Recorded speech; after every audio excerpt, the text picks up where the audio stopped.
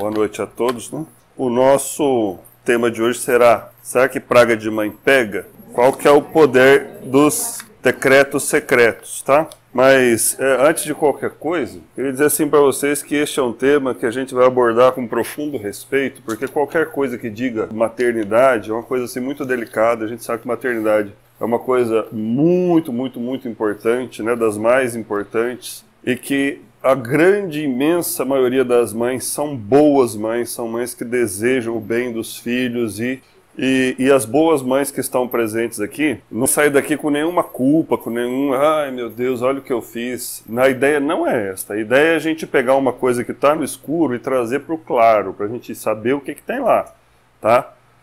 Aquelas coisas que a gente fez sem querer fazer, paciência. Agora, a gente sabe também que uma grande minoria é meio estranho, né? Mas uma minoria das mães, infelizmente, nem merece esse título, né? São pessoas realmente que têm uma maldade com relação aos filhos, mas isso é muito raro. Agora, diz para você que existe, mas não é destas mães que nós vamos falar hoje, destas mães que às vezes falam coisas realmente com o intuito de humilhar, de destruir o filho, de provocar, de causar tristeza.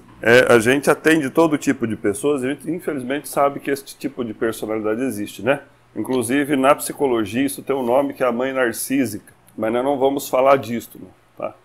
Então, o único objetivo deste tema é trazer para a luz as coisas que estão à sombra e isto fazer com que nós melhoremos. De repente, você foi alguém que inadvertidamente, porque a sua mãe não soube, acabou sofrendo com esse tipo de falas, com esse tipo de postura da mãe, e isso acarretou coisas para você, tá? Então, também trazendo isso à luz, você vai saber que tem coisas que precisam de uma superação, tá? Enfim, às vezes a boa intenção também machuca. Essa que é a coisa. Então nós vamos falar aqui desse tipo de realidade, tá certo? Então, o tema é um pouquinho chamativo, né? Fala assim, por que falar de praga de mãe? Qualquer um pode jogar uma praga, qualquer um pode pegar em qualquer um, mas é que assim, a mãe, ela é a figura afetiva mais importante na vida do ser humano. Não tem ninguém que disputa com a mãe a importância que ela tem afetivamente. Está errado isso ou não? Então você pode ter pais muito bons, muito queridos, muito presentes, mas você não tem ninguém para disputar com a mãe, tá? Isto já é sabido pela antropologia. Inclusive na antropologia, eles dizem assim, eles têm um termo que eu acho muito interessante, eles dizem assim, que os outros, todo mundo que está em volta da criança, são outros significantes, e que a única significante é a mãe. Então, por isso que a gente pega a mãe, mas repito para vocês, com todo respeito à maternagem, à maternidade, e no intuito, então, de trazer para a luz uma coisa que muitas vezes passa batido, passa escondido. Então, a gente não pode sair daqui falando, olha, então, meu filho faz isso porque, olha, eu fiz isso, eu fiz aquilo. E depois tem uma outra coisa, né, que é o livre-arbítrio da gente. O livre-arbítrio dos filhos, ele é responsável também por fazer com que a gente supere coisas que eventualmente tenham nos prejudicado, principalmente inadvertidamente. Eu diria para vocês que é impossível você educar um filho sem prejudicar ele de alguma maneira, mesmo amando muito. Não tem jeito. De alguma maneira você vai passar para ele alguma coisa negativa, alguma coisa que não foi boa, alguma coisa que... A educação, aquilo que a gente passa para o filho, ela não pode ser vista pontualmente, ela tem que ser vista num todo. Quer dizer, importa que você tenha acertado muito mais do que errado. Isso é que importa, tá? Nós não podemos fazer coisas perfeitas pelo simples fato de que nós somos imperfeitos. Correto? E é por isso que a gente não pode pegar um pontinho e ficar, olha o que eu fiz, nossa, eu fiz isso errado, fiz isso. Tá, mas você fez 110 mil coisas boas. Mas isso aqui eu fiz errado. Então... cuidado com isso, tá certo? Muito bem. Então a gente sabe também que esse tema aí da hereditariedade, da transgeracionalidade, é um tema muito interessante, quer dizer, às vezes vem coisas que vêm... na verdade eu usei a palavra praga para ser uma palavra um pouquinho mais bonita, mas você sabe que o sinônimo de praga é maldição, né? Mas não vai falar maldição de mãe pega, mas será que tem mãe que amaldiçoa o filho? Mas quer dizer, é uma palavra pesadíssima. A Bíblia, inclusive, né, no Eclesiástico, lá no livro do Eclesiástico, no capítulo 3, versículo 11, diz o seguinte: a bênção paterna fortalece a casa de seus filhos, a maldição de uma mãe a arrasa até os alicerces, mostrando assim que realmente a palavra da mãe tem força. E olha que outra coisa bonita, a gente sabendo que a palavra da mãe tem força, a gente pode então, convicto dessa força, usar essa força para educar os nossos filhos de uma maneira positiva, né? Tem mãe que às vezes não se sente boa o suficiente, não se sente poderosa o suficiente, não se sente uma autoridade suficiente para educar os filhos, mas olha só, a natureza já providenciou que você tivesse a sua relevância, quer dizer, a mãe ela é mesmo uma figura importante. É disso que nós vamos falar, está certo? Então, às vezes, né, na nossa maneira de educar, nós que recebemos uma educação às vezes um pouquinho tradicional, e que os pais tinham a mania de educar os filhos, provocando os filhos, às vezes tirando sarro dos filhos, às vezes debochando dos filhos, às vezes ressaltando coisas que não eram boas nos filhos, isto muitas vezes tinha um efeito contrário ao efeito que eles pretendiam educar. Então, às vezes, esse jeito de educar provocando, que você encontra às vezes presente ainda em muitos pais bem intencionados, ele chega na criança e ele tem um efeito diferente daquilo que a gente pretendia que tivesse. Então é isso que nós chamamos de decretos secretos. Então nós temos aí dois tipos de decretos secretos. Que são coisas que elas vão acabar ficando na criança porque essa coisa ela foi falada muitas vezes, quase que diariamente, o tempo todo ela foi sendo falada. E outras coisas foi falado uma vez só, mas foi falado com raiva, com uma ira, com uma carga emocional muito grande, que aquilo gravou na criança de uma maneira muito, muito forte. E eu vou citar um exemplo assim para vocês saberem do que eu estou falando. Nem vou falar de uma coisa que minha mãe fez, porque graças a Deus eu não me lembro de nada que minha mãe tenha feito assim. Mas assim, para ver que não precisa nem realmente ser a mãe, mas uma pessoa muito significativa, já contei essa história aqui, uma professora. Né, no meu segundo ano, eu me lembro disso até hoje, ela estava entregando as provinhas de matemática. Quando ela foi entregar a minha prova, ela sacudiu a prova na frente de todo mundo e falou assim: você não adianta, eu desisto de você, você não aprende matemática, você não sabe isso aqui, desiste disso. E jogou a prova em mim. Eu sempre fui uma criança muito envergonhada, sabe? Não precisava daquilo para eu ter passado vergonha. E aquilo foi uma coisa assim, você vê, quantos anos faz isso? Isto é vivo na minha memória, eu vejo isso como se isso tivesse acontecido nesse momento. Então, o que foi isto? Isto foi, ela certamente não sabia o que estava fazendo, mas isso gerou em mim uma dificuldade tão grande com matemática, mas tão grande. Toda vez que eu tinha que fazer uma tarefa de matemática, eu pensava assim: eu não sei fazer isso. Não adianta, por que eu vou insistir? Eu não sei, a professora falou. Eu gostava da professora. Os alunos gostam dos professores. Não é nem uma figura tão importante quanto a mãe. Agora, você imagina a mãe. Imagina, às vezes, a gente dando uma dura na criança e falando uma coisa que chega nela de uma maneira diferente. De repente, a professora quis me provocar, quis fazer com que eu mostrasse para ela que eu aprendi assim. Achou que eu não ia ligar para aquilo, mas não foi o caso, né? Mas eu já perdoei ela, viu? Já perdoei. E porque também a gente tem a questão do livre-arbítrio, ou seja, eu tive que chegar a uma fase da minha vida e falar: não, eu tenho que aprender matemática, porque se eu tenho inteligência para fazer isso, aquilo e aquilo, por que eu não tenho inteligência para fazer isso? Não faz sentido. Então é mais ou menos assim também que a gente vê que esse decreto secreto, ele tem um limite na nossa vida. Que a gente não pode simplesmente, tá vendo, olha, minha mãe falou isso, agora é por isso que eu sou assim. Não, senhor. Se é assim, quando a coisa vem para a luz, você está sendo convidado a mudar com isso. Tá? Então você vê, né? Às vezes, inadvertidamente, eu me lembro de uma história que tinha num livro, que era contado inclusive por um frei, que ele falava assim da relação que a gente tem com Deus e como isso muitas vezes é prejudicado pelo pai e pela mãe da gente, sem querer, evidentemente. Mas ele contava uma história assim, de que tinha um menino brincando no quintal, e aí a mãe olhou lá no horizonte e viu que vinha vindo uma chuva muito forte. Relâmpago, trovão longe. Aí a mãe falou, ô fulano, vem para dentro, a chuva. E a criança continuou brincando, a chuva veio vindo, veio vindo. De repente, houve um relâmpago muito perto. A mãe tomou um grande susto, a criança também tomou um grande susto. E naquele susto que a criança tomou, a mãe falou assim, vem para dentro antes que Deus manda um raio na sua cabeça, seu moleque desobediente. Eu não acho isso uma coisa absurda de dizer.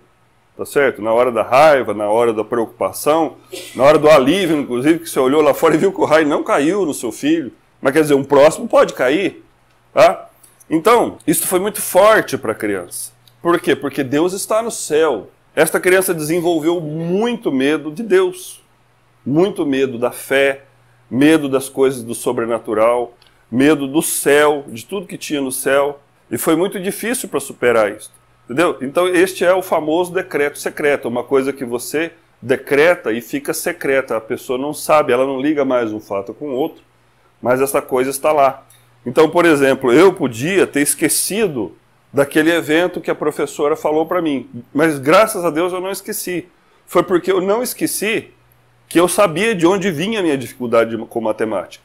Se eu tivesse esquecido daquilo, eu podia achar que realmente aquilo era uma coisa que estava em mim, que era minha. Então, como eu pude identificar isso nela, eu acabei sabendo, né, que aquilo tinha vindo de fora de mim. Então, você veja bem, essa questão do decreto secreto, né, não tem a ver com aquela história, por exemplo, que a sua mãe chega para você e fala assim, olha, esse seu namorado é isso, isso, isso, isso, toma cuidado, isso vai dar problema. Aí você fala assim, minha mãe está agorando. Não, a mãe não está agorando, a mãe tem experiência, a mãe sabe, a mãe já viu, está na cara que aquilo vai dar errado, é só você que não está vendo. Você vai numa festa, olha, leva a brusa. Mas que brusa? Nem está fazendo frio, você chega lá, você passa um frio miserável, você fala, minha mãe gorou eu. Leva o guarda-chuva, guarda-chuva, coisa de mãe. Aí você toma uma chuva no lombo. Mas parece que toda vez que você não escuta o que a mãe está falando, tem que ter alguma coisa dar errada. Isso não é praga, isso não é decreto secreto, isso não é maldição, não é coisa nenhuma. É alguém que tem mais experiência falando para você, isso vai dar errado. Tinha um sujeito aí que esses dias estava me falando que ele se programou para morar fora de casa e a mãe dele falou, isso não vai dar certo, pô. Eu não dou 3 meses para você estar de volta. Dito e feito, estava lá. Mas não foi que ela agorou, não foi que ela jogou praga. Ela estava vendo que do jeito que o sujeito estava se organizando para fazer aquilo, ele não ia durar 3 meses fora de casa. Né? Então não é disso que nós estamos falando. Então você pode continuar falando essas coisas para o seu filho, porque se você não falar, ninguém vai falar, né? Mãe falou, rapaz, não casa com esse homem, isso aí vai ser um cachaceiro. Você fala, que nada, o cara vai na igreja lá, até faz o nome do pai quando passa na frente da catedral, ele é lindo, ele não vai ser cachaceiro. Outra coisa, se ele for também o amor que eu tenho, eu mudo ele.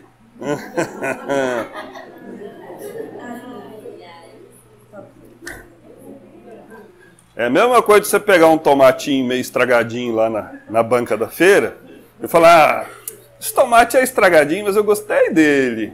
Acho que eu vou levar ele para casa, eu vou tratar ele bem, ele vai ficar bom. Vai ficar.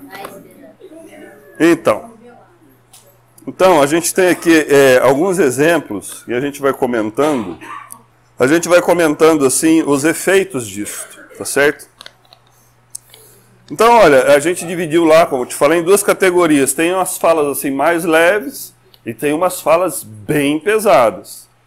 E em tudo isso a gente vê como é importante, mães, a gente conseguir controlar a raiva, a gente ser uma pessoa, cuidado com o pavio curto, porque às vezes você fala coisas na hora do pavio curto que grava lá, tá?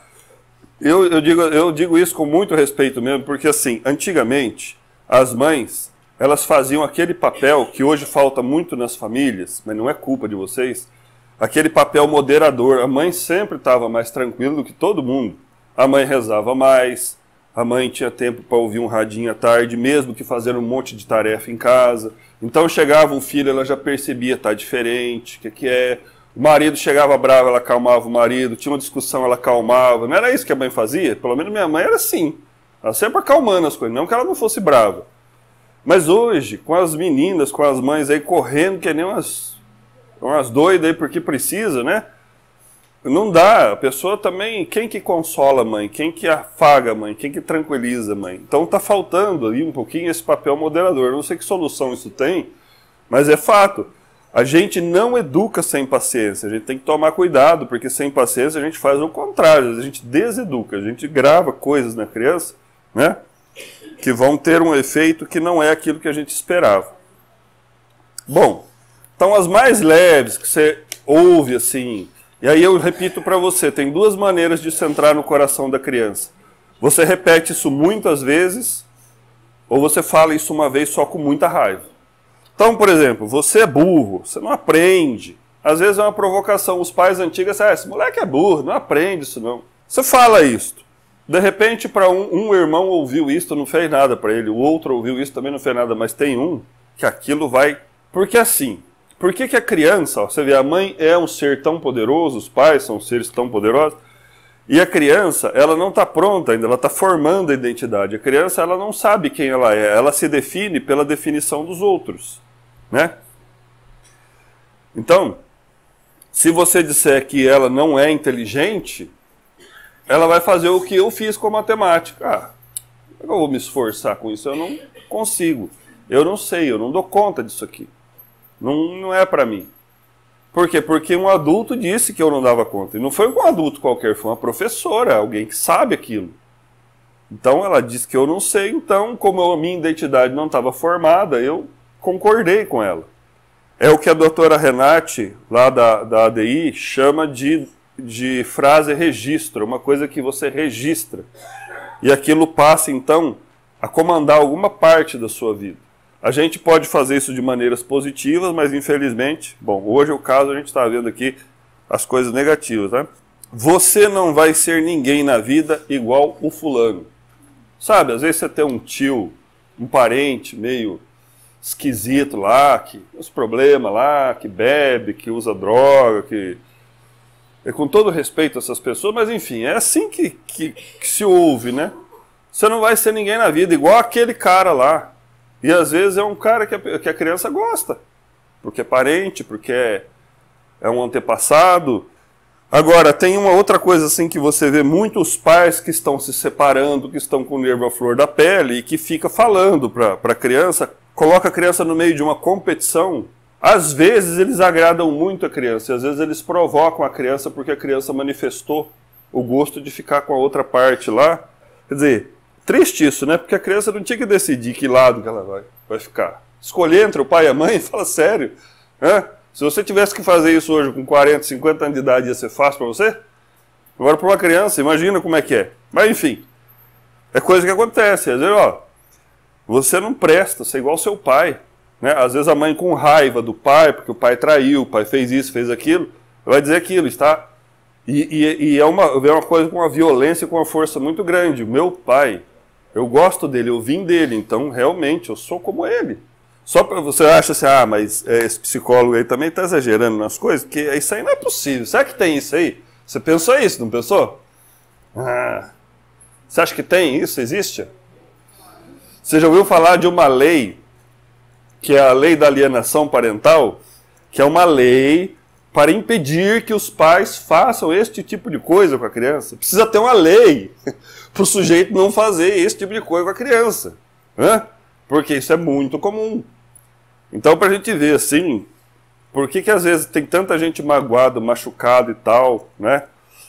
Mas enfim. Não é lei só para os pais, é lei para os avós. Avós, enfim, você não pode criar um empecilho afetivo ou físico para uma criança ter acesso aos parentes dela, né?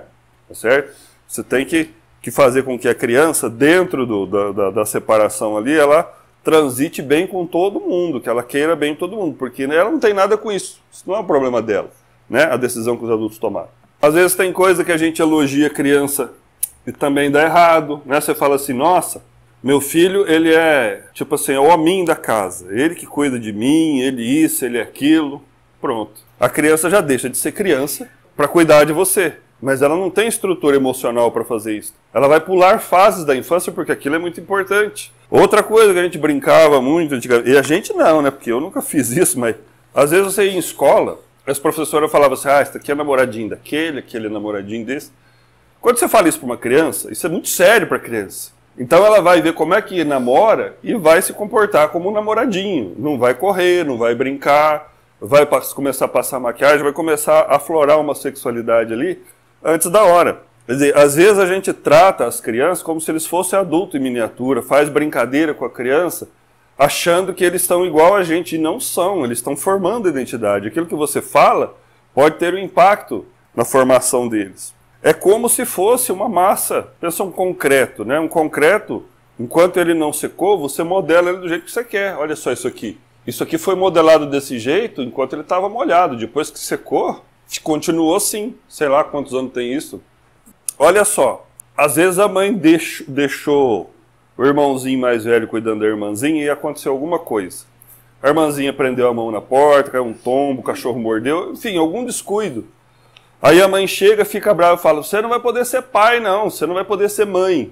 A criança já assustada com aquilo que aconteceu com o irmãozinho, ouve um negócio desse. Muito tempo, um caso exatamente disso, uma pessoa que não conseguia ter filho, não conseguia engravidar, tinha comprometimento nas trompas e tal, porque cresceu com esse susto, porque o irmão caiu, rolou uma escada lá e ela então não ia poder ser mãe. Pessoa, né? É uma coisa que se fala na hora de uma raiva e que a pessoa assume aquela culpa para ela e aquilo fica... Gente, quem fala muito bem dessas coisas é o pessoal da ADI, mas a gente não vai entrar no detalhe dos mecanismos disso. Quem achar interessante vai pesquisar, ou a gente pode aprofundar esse tema outro dia, senão fica muita coisa e embola tudo. Então, para não ficar embolado, o que nos importa nesta noite é trazer à luz estas coisas, né? Que não pode ser evitada 100%, mas pode ser evitada em grande parte. Coisa do tipo assim, olha, você... não tem jeito, esse menino é terrível. Nossa, quando as mães levam a criança no psicólogo e fala 15, 20 vezes na frente da criança, esse moleque é terrível, esse moleque não respeita ninguém, esse moleque me dá muito trabalho, esse moleque não puxou lá para que as tranqueiras da família do meu marido lá. Tudo isso eu já ouvi, é da mãe falando na frente da criança. A criança que não tem identidade, o que ela vai fazer? Bom, eu sou terrível, mexeu comigo, eu sou terrível. Minha mãe diz eu sou terrível. Eu sou terrível, é bom parar. Então, a criança passa a se definir por aquela definição do adulto. Às vezes pensa que está provocando, às vezes pensa que está ajudando e não está coisa nenhuma. Está fazendo justamente o contrário. Esse aí detesta escola, esse aí não gosta de escola de jeito nenhum. Quer ver um negócio que ele não gosta de escola. Pode até ser verdade, mas com isso... outra coisa, você não sabe brincar. Você não sabe brincar, esse moleque não sabe brincar, tem que ficar sozinho mesmo. Olha no peso disso. Então aí a criança passa a se definir assim, eu tenho que ficar sozinho, eu não sei brincar. Esse aí é briguento, não sabe fazer nada direito. Daqui que eu faço, você não sabe fazer nada direito. Bom, se eu não sei fazer nada direito, por que eu vou caprichar? Então você não vai sair direito mesmo. Esse aí é nervoso igual o fulano, eu desisto de você. Olha só, essa aqui é muito boa. Os caras põem a criança no banquinho do pensamento, para a criança pensar. Aí você fala assim, legal, hein, essa mãe, estratégia lá da Super Nani, que eu nunca vi dar resultado, mas o pessoal faz, né? Aí diz assim, se você continuar desse jeito, eu e seu pai nós vamos embora e nunca mais vamos voltar. Legal isso, né? Quer dizer, às vezes a criança escuta isso e pensa assim, tá, sei. Mas às vezes isso aterroriza a criança de uma tal maneira, quando ela entendeu o motivo da bronca, ela pode até então falar, bom, é só eu não fazer isso errado, que aí eles não vão embora. Mas pode ser que ela não tenha entendido o motivo da bronca, e aí ela, se eu continuar assim, como? Poxa, eu estava brincando, o que eu fiz? Parece meio bobo isso, mas nem sempre a criança sabe por que ela está levando bronca, e é por isso que a bronca não resolve. Por quê? Porque a bronca, muitas vezes, ela é muito mais uma descarga de raiva dos pais do que uma estratégia de educação. É por isso que não funciona perder a paciência com a criança. Aí começa um pouquinho mais pesado, né? Você vai pro inferno desse jeito. Tem noção do que pode ser o inferno dentro da cabeça da criança? Que imagem que ela pode fazer do inferno? Ou você dizer para alguém que ela vai pro inferno? Bom, se eu vou para o inferno, então vou fazer tudo errado, porque, tô perdido mesmo. Enfim, são várias interpretações que isso pode ter. A sua mãe está doente, ou foi embora por sua causa, tá vendo? Você fica fazendo arte, olha lá, sua mãe está doente. Cara, vê o peso que isso tem para uma criança. Minha mãe está doente porque eu fiz alguma coisa. Eu estou culpado da doença da mãe. Toda vez que a mãe espirra, eu sou o culpado. Essa menina vai virar uma baleia comendo desse jeito. Você cria um problema para a criança. Ninguém quer virar uma baleia. Está tão gostoso comer, você está ali num prazer tão grande. A mãe já falou, come menos, já comeu. Aí nada dá certo. Aí a mãe chega e fala, essa menina vai virar uma baleia. Daqui a pouco não vai passar na porta. Aí a criança começa a criar um problema com alimentar, muitas vezes, do impacto de uma coisa dessa dita. Queria dizer para vocês que a maioria das crianças ouve isso o tempo todo e não acontece nada. Só que uma outra coisa que pode também prejudicar, principalmente as meninas, são observações grosseiras sobre o corpo da criança. Eu não vou falar assim o tipo de observação para não ficar repercutindo palavras assim que não merecem ser ditas. Mas às vezes quando a mocinha está se desenvolvendo, está desenvolvendo a mama, o quadril, tias, mães falam coisas que têm um sentido muito ruim, muito negativo. E a pessoa associa a sensualidade dela já a essa coisa negativa que foi dita. Enfim, aí quando você fala também, isso aí tem um gênio forte. Tem um gênio forte, isso aí é um gênio forte, esse é gênio ruim. Isso é da família lá dos italianos, dos espanhóis, Como assim gênio forte? O cara nem formou a personalidade dele, já tem um gênio forte? Ele é birrento e você, não é? Agora você falando isso, você está o quê? Está reforçando um mau comportamento. Né? Sim, senhor Francisco, mas e daí? O que a gente faz? Calma que tem mais ainda. Tem agora a parte das coisinhas mais pesadinhas. Ó, você me deixa louca. Você já falou isso pro seu filho? Isso aqui, falando desse jeito, pode parecer nada, mas você imagina a pessoa numa explosão de raiva, chacoalhando a criança, e realmente com a cara de louca. Você me deixa louca! Aí, depois qualquer dor de cabeça que a mãe tem, a criança acha que é culpa dela, ela começa a se sentir culpado. Quer dizer, tudo isso aqui, a grande parte desses decretos secretos aqui, eles vão afetar no desenvolvimento da identidade da criança e na questão da culpa, vão provocar culpas na criança. Você acaba comigo, você é um vagabundo mesmo. Isso é qualquer coisa que geralmente se diz mais para adolescente. Quer dizer, a adolescência é uma fase da vida em que o sujeito, ele, diferente da criança, ele já está assim no processo de construção da identidade, da pessoalidade dele, da individualidade dele. E ele está tentando descobrir quem é ele, como é que ele pode, que dons ele tem, que atributos ele tem que podem ser aceitos pelo grupo, pelas pessoas. Ele é bom em quê, afinal de contas? Ele faz o que bem? Tem famílias que simplesmente só sabem colocar o adolescente para baixo, só vê o defeito, só pega no defeito.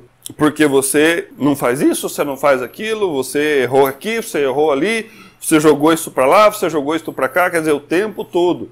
Aí o sujeito que precisa se conectar com o lado positivo dele, ele não tem esta oportunidade. Agora, para você ver, você pode estar pensando assim, mas eu sou bem livre disso, né? Se eu der um papel para você aí e falar assim, olha, coloca aí 5 defeitos e 5 qualidades suas. O que você vai conseguir escrever primeiro? Eu diria para você que tem gente que ia fazer 15 defeitos com facilidade, ia colocar uns 2 ou 3 virtudes, do tipo assim, eu sou legal, sou um bom amigo, trabalhador, sou legal, o que mais? Bom marido. Tipo assim, em volta do sou legal. Já repararam que problema de autoestima nós temos e que nós estamos transmitindo isso para a geração? Agora a gente não percebe isso porque está todo mundo assim. Então, quando está todo mundo meio adoentado, o normal é ser adoentado. Mas como é que as pessoas vão ter uma autoestima se elas estão ligadas no lado ativo da sua personalidade? Que todos nós temos, ninguém é perfeito, mas tem gente que se liga no lado negativo. E tudo que ela vai fazer, ela consulta o lado negativo dela, ela vê o lado negativo. Isso a gente vê muito no consultório. Você vê pessoas assim que têm talento, têm inteligência, já fizeram coisas assim que provam que a pessoa tem uma capacidade, tem uma... Mesmo ela vendo o que ela já fez, ela é conectada com esse lado negativo, que foi o lado que ficou sendo muito incentivado, né, inadvertidamente. Aí a gente tem que corrigir. Então, o Isamitiba, ele é um cara assim que tirou da prática dele muita coisa interessante. E ele faz uns esqueminhas assim muito bons. Então tem um esqueminha do amor, né? Ele falou que o amor de um pai para um filho, o amor de uma mãe para um filho, ele tem que ter três pezinhos assim, né? Como um tripé. O primeiro pé do tripézinho é o amor incondicional. É aquele amor que você tem pelo seu filho, independente de qualquer coisa, você tem esse amor porque ele é seu filho, tá? Pronto. Se ele é bonito, se ele é feio, se ele é bom, não é bom, estudioso, não. Ele é seu filho e por isso você ama. Aí tem um outro pezinho do tripé, que é o amor que ensina. Então, eu preciso ensinar, porque a função de educar é dos pais. Então, eu vou ensinar. E depois você tem um outro pezinho, que é o amor que cobra o que foi ensinado. Mas tudo é amor. Então, você não consegue educar uma criança só com um amor incondicional. Você não consegue educar uma criança só com um amor que ensina, mas não cobra o que foi ensinado. E você também, muito menos, consegue educar uma criança com amor que só cobra. Muitas vezes sem ter ensinado coisa nenhuma. A gente olha, às vezes, para uma adolescente de 12, 13 anos e fala assim, eu, na sua idade, já fazia um monte de coisa. Você fica aí dormindo o dia inteiro. Você fazia um monte de coisa por quê? Porque você foi ensinado a fazer. E a gente está tratando as crianças como se elas fossem adultos. Os jovens como se eles fossem adultos. Tudo que o ser humano faz, ele aprendeu a fazer. Tudo. Não tem nada que você faça que você não aprendeu de alguma maneira. A gente fala assim, mas tem coisa que precisa falar, tem coisa que está na cara. Ah, é? Não. Às vezes tem um erro. Ninguém nasceu pronto, ninguém sabia nascendo de coisa nenhuma. Então fala assim, bom, por exemplo, a pessoa fazer as necessidades no banheiro, isso aí é uma coisa natural, não é? É, né? E o trabalho que dá para você ensinar a criança a fazer as necessidades dela no vaso. Então tudo é aprendido, tudo é aprendido. A gente aprende também dos outros, muitas vezes, quem a gente é. Então você veja bem, nós estamos adoecidos na autoestima porque a gente ouviu muita crítica a respeito da gente e que vem de todo lado. Hoje, sobretudo, você sabe que eu vinha vindo para cá? As meninas me perdoem por este pensamento, não sei, né? Mas eu estava pensando assim, né? No que seria uma mulher viver numa burca, como lá nos países árabes. As mulheres lá, elas nem podem falar na rua, a voz feminina não pode ser ouvida porque ela é muito sexy. Então, para ninguém pecar, ó, esses homens são muito santos, né? E as mulheres andam naquela roupa que cobre tudo de alto a baixo, nem o olho da mulher você não vê, né? Deve ser muito ruim isto, né? Para nossa visão ocidental é ruim. Mas se pensa bem, quanta coisa essas mulheres estão livres, como por exemplo, de pessoas julgando se ela é gordinha, se ela é magrinha, se ela tem celulite, se ela tem ruga, se ela tem pé de galinha, se ela tem... Cara, eu estava até achando que essas mulheres debaixo da burca, elas podem ser muito mais felizes do que muitas mulheres ocidentais aqui. Isso é só uma ginástica de pensamento. Porque você vê, as meninas de 12, 13 anos hoje, ela já tem que ser mulher, já tem que usar maquiagem, já tem que... Né, tem um porte todo, às vezes por dentro a menina é uma molecona, mas ela não pode ser aquela molecona porque ela já tem que... Não pode brincar de boneca, não pode isso, não pode aquilo, não pode andar de bicicleta, não pode... Quer dizer, a pessoa já tem que ser... E a aparência que se cobra das pessoas, as pessoas têm que ser bonitas, tem que estar maquiado o tempo todo, tem que isso, tem que aquilo. Quer dizer, e para quem não tem essa beleza toda, assim, pro padrão de beleza pela mídia de uma maneira geral, como é que fica? Então essa questão dos adolescentes a gente vê assim, né? A gente faz muito tempo que adoeceu muito na autoestima. Nós somos uma sociedade doente da autoestima. Por quê? Porque a gente só vê o lado negativo das coisas, das outras pessoas e da gente. Aí o casamento, como que um casamento vai dar certo? Se você só vê o seu lado negativo e o lado negativo do outro. Ah, mas quando você está apaixonado é diferente, né? Aí você só vê o lado bom da coisa. Até o lado bom que não tem, você vê. A gente acabou falando disso, assim, por causa da questão daquela autoestima que a gente desenvolve muitas vezes sobre crítica, vendo o lado sempre negativo. Então isso é muito perigoso. É por isso que a religião fala do louvor e como o louvor é importante, porque quando você vai louvar, você tem que ver o lado bom da coisa. Então, se você não consegue ver muitas virtudes em você, você saiba que você tem um problema de estima, porque a estima é a gente fazer uma avaliação positiva da gente. Agora, se você se acha também muito gostoso, muito bom da boca, aí você também está com algum problema, viu? Você se acha aí o gás da Coca-Cola, né? A gente se conecta com o lado positivo do outro para completar a coisa boa que a gente tem e assim construir alguma coisa. Você veja bem, vamos pegar um exemplo bem exagerado. Um sujeito que esteja lá fazendo um tratamento neste momento porque ele era usuário de drogas e ele assim devastou a vida dele, devastou a vida da família dele, acabou com tudo, perdeu tudo, né? Mas ele, de repente, ele falou, não, eu preciso melhorar, eu vou melhorar. Eu já conheci casos assim de pessoas que ninguém dava nada por ela mais, achava que não tinha jeito mais e a pessoa melhorou. De onde é que a pessoa tirou recurso para mudar de vida? Tirou do defeito ou tirou do lado bom que ela tinha? Do lado bom, você não tira nada do defeito. Do defeito, você tira mais defeito. Agora, a gente quando tem que fazer uma coisa, tem que enfrentar o desafio, a gente mesmo já tem um carrasco dentro da gente que fala, mas você é isso, você é aquilo outro, você não dá conta, você não sabe matemática, você é burro, você não sabe fazer as coisas direito, você é aquele discurso todo negativo que vem. Vamos prosseguindo aqui com as frases infelizes ditas por pessoas importantes, né? Você vai terminar na cadeia. Eu me arrependo de ter ficado grávida tão cedo. Isso atrapalhou minha vida. Às vezes a mãe não está nem falando isso para a criança. Mas está falando para uma comadre, está falando para a mãe, eu me arrependo mesmo, viu? Se eu pudesse, eu não tinha filho com 16 anos. E está lá o rapazinho escutando isso. Quem que é o filho em questão sou eu atrapalho. Às vezes a criança ouve isso, mas vai saber. Melhor é não dizer. Aí vai ficando mais... Aí tem mãe que chama o filho de desgraça de moleque, te odeio. Tem mãe que fala isso. Por que não morre? Você acha que mãe diz isso pro filho? Vou contar uma coisa para você muito triste. Se alguém conhece a minha mãe, pode perguntar para ela que ela confirma isso. Inclusive era de um amiguinho que fazia aniversário no mesmo dia que eu fazia. 5 de novembro, né? Fiz aniversário esses dias, viu? Não, eu não ligo, não. Você sabe, eu acho legal esse negócio de ficar mais velho, sabe? Eu acho mesmo. Eu ia ficar muito aborrecido se das pessoas que nasceram no mesmo dia que eu encontrasse alguém com 19 anos pra rua. Falou assim, mas você tem quantos anos agora? Tem 19. Putz. O outro tem 22, e só eu com quase 50. Eu ia ficar aborrecido. Mas como todo mundo que nasceu no dia que eu nasci, ou tem a minha idade ou está morto, então eu fico feliz. Quem ficou jovem é porque já foi.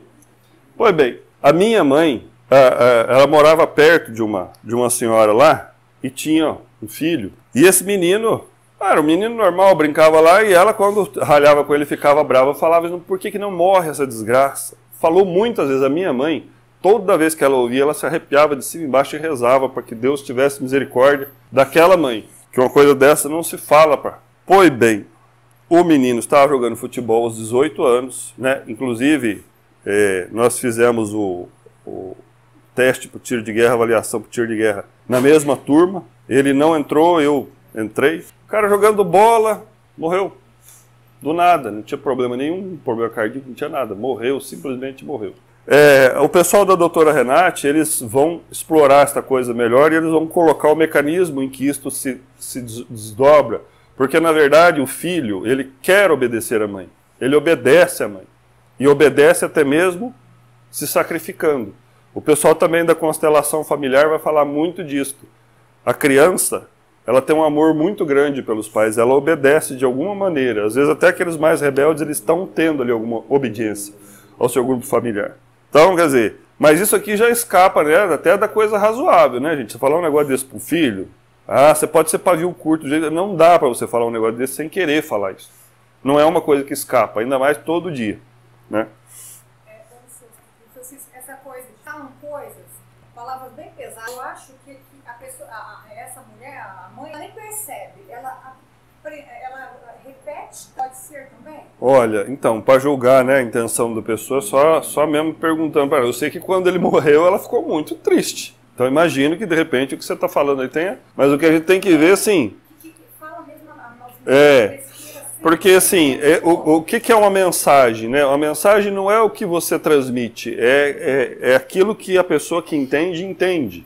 Você fala uma coisa e a pessoa entendeu outra, então a mensagem foi aquilo que o outro entendeu, não foi o que você falou, né? Então, e a criança, ela tem umas percepções, assim, muito diferentes das percepções que a gente tem. Quer dizer, o pai e a mãe é a figura mais importante, né? A criança não sai de perdão. Expressa assim... E é por isso que isso aqui é importante, gente. É por isso que, assim, a gente não pode sair se culpando daqui. É para trazer à luz. De repente, alguém tenha falado uma coisa semelhante a isso, ou com menos. Eu acho que isso é muito, talvez das coisas mais pesadas. Isso que não podemos assim culpar a mãe da Sim. Não é culpa. Se eu carrego um efeito desse, o que eu tenho que fazer? Tenho que perdoar, honrar o meu pai e minha mãe. Já falava essas coisas, coitado, na inocência, nem sabia, né? Porque tem, por exemplo, uma das frases que às vezes os pais de antigamente falavam muito para as meninas, tem muita mulher magoada com esta fala dos pais. Você vai virar um abiscate, desculpa o termo. Exatamente, e a pessoa tem uma mágoa muito grande, uma angústia muito grande com aquilo. Às vezes a pessoa não se transformou realmente naquilo que o pai falou, mas, quer dizer... A tentativa era assim, ó, você se cuida, porque você pode, os caras podem se aproveitar de você, você pode ficar grávida, você pode gerar um filho é uma responsabilidade, eu que estou velho vou ter que criar o seu filho. Então, às vezes, o que o cara quer dizer é isto, mas o que acaba saindo, a pessoa sente aquilo assim como uma agressão muito forte. Muitas vezes o pai nem conversa com a filha, porque os pais de antigamente não batia papo com o filho, né? Eles tinham essa distância. Aí quando você vê o sujeito falando com você, ele fala uma coisa desse tipo, né? Depois que você nasceu, minha vida virou inferno. Você ouve isso muito de mães adolescentes. Porque, tipo assim, a adolescente, às vezes, ela quer ter um filho. Porque ela acha bonito criança. Mas ela acha bonito criança no colo dos outros.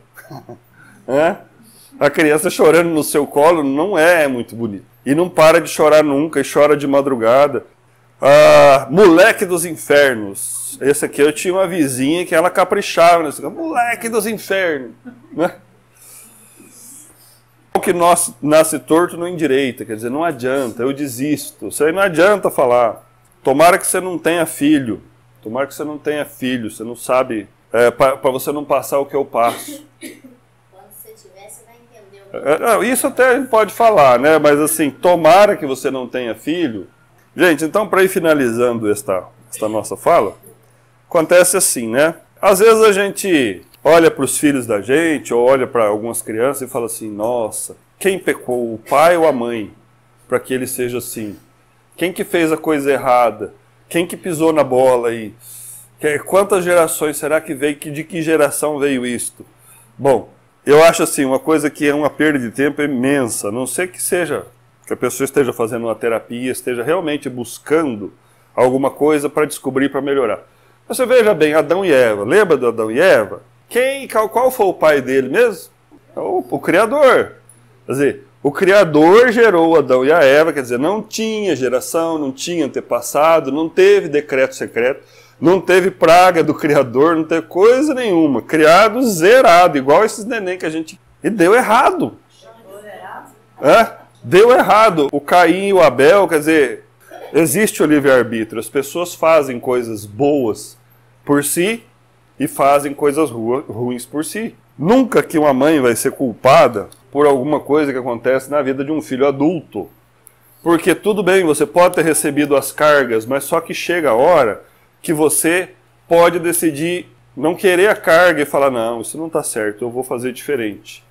Eu vou fazer diferente. A gente, sim, é muito legal você pesquisar as suas gerações antigas, o que houve, o que não houve. Você vai lá, faz aquele trabalho, volta lá não sei quantas gerações para trás e descobre isso, descobre aquilo.